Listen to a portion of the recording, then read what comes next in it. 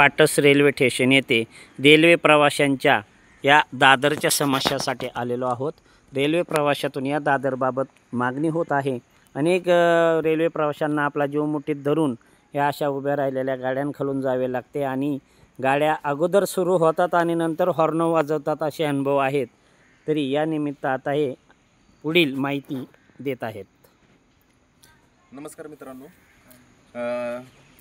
या इथून ह्या ज्या दोन लाईन पडलेल्या आहेत या पॅलना कंपनीच्या लाईन आहेत।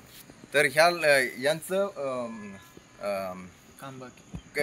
रेल्वे प्रशासनाचं यांचं स्ट्रक्चर हे आहे, सँक्शन झालेलं आहे, पण ह्या पॅलना कंपनीमुळं हे पेंडिंग राहिलेलं आहे।